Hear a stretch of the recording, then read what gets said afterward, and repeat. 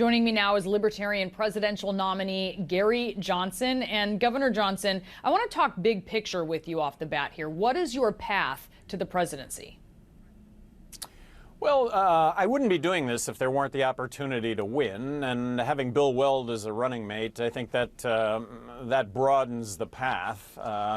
But the only way that we have of winning is to be in the presidential debates, and to be in the presidential debates, you have to be at 15% in the polls. On the plus side, we're now being an afterthought in a lot of these polls. Clinton, Trump, and then they'll ask another question, add Johnson, and we're pretty much showing up at 10% in these polls. But how about Johnson, Trump, and Clinton right at the get-go? And I think if they will do that, that we'll actually be at 15%. You said that having Weld on the ticket does broaden your support. That certainly is true with at least one person, Mitt Romney, who spoke to Wolf Blitzer about the ticket. Take a listen. If Bill Weld were at the top of the ticket, it would be very easy for me to vote for Bill Weld for president. So I'll get to know Gary Johnson better and see if he's someone who I could end up voting for. That's something which I'll evaluate over the coming weeks and months. Have you talked to Mitt Romney? Are you trying to get that support? Well, look, I think he's the same as a lot of people, and it is an opportunity to really, people are tuning in. It's really happening, and all a good thing. We offer unique stools to the chair, fiscally conservative, over the top, two former Republican governors serving 2 terms, getting reelected by big margins in heavily blue states. Mitt Romney is someone who's a real influencer. There are a number of Republicans who would listen to him if he said, you know what, I now like Bill Weld, but I now like Gary Johnson, and this is something I can get behind. Has Bill Weld or have you been in touch with Mitt Romney to court what could be some very important support? You know, I think there's been some outreach, but important is that individuals like Mitt Romney want to find out, and that's what he expressed. That's what he expressed, and I'm going to take him at his word that he will take a hard look at Gary Johnson, and I think he'll find that what he sees that he'll, at the end of the day, like. We'll see what happens. Former President Bill Clinton really sparking a controversy this week. He had a private conversation with Loretta Lynch, the Attorney General, who is overseeing the investigation of Hillary Clinton's private email server. Lynch is not recusing herself. She still wants to be briefed on the Clinton investigation, but she says she fully expects to, quote, accept the recommendation of the FBI and the Department of Justice. Do you think she needs to recuse herself? You know, I'll leave that judgment to others. I'm not a stone thrower when it comes to Hillary Clinton and her emails and her server. I don't think there has been criminal intent on Hillary Clinton's part, so I don't see an indictment.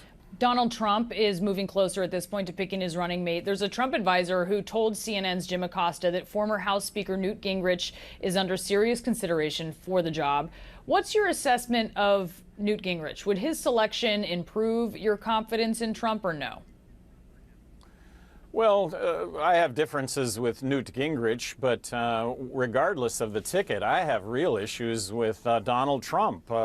Deporting 11 million undocumented workers, building a fence across the border, killing the families of Muslim terrorists, all for free trade, but going to force Apple to make their iPads and their iPhones in the United States, going to apply a 35% tariff on imported goods. I mean, he's a neo-isolationist. Stop.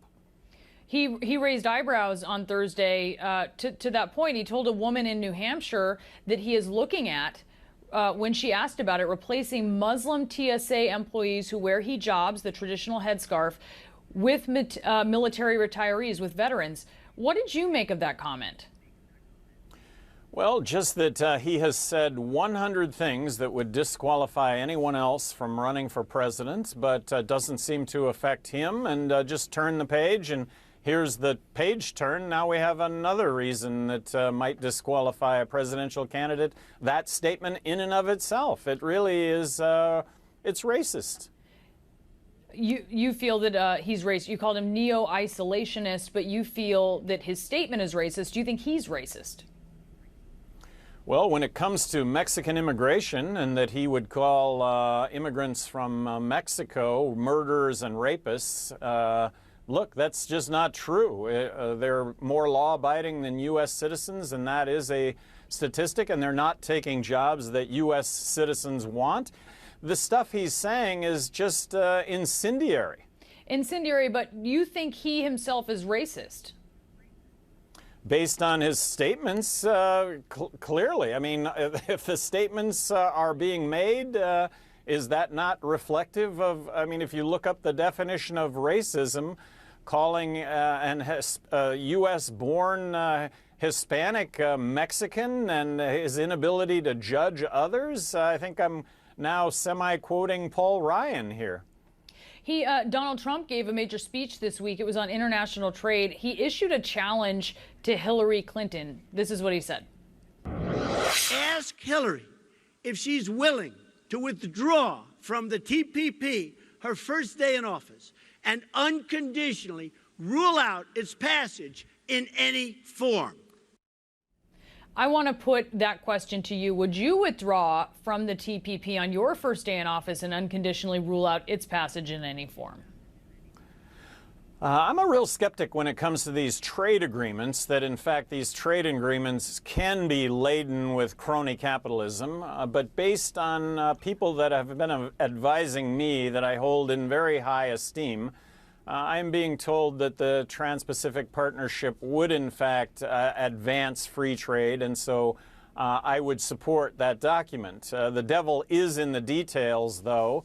And for the most part, legislation that passes really promotes crony capitalism, promotes those that have money as opposed to a level playing field for everybody. So I am a skeptic, but based on what I know, I would sign the TPP. I want to talk about something that is pretty interesting about you. You are an adventurer. You're quite an athlete. You have done Mount Everest. You've run 100 miles in one stretch. I have no idea how you did that, but you biked 600 miles in 36 hours. So what is your advice to us mere mortals out there of how we can up our game? One step in front of the other. Anything that can go wrong will go wrong. And I have to correct the 600 miles in 36 hours. That was a mistake. I believe it was 485 miles in 36 hours, not 600. I was embellishing, and it was kind of on the spot. And of course, that was in the live CNN town hall, which very much appreciated being able to do that. Well, we certainly appreciate the fact check, although I'll tell you, I think 485 miles in 36 hours is nothing to sneeze at. Governor Johnson, thanks so much for being with us. It was tough. Thank you very much. Great being with you.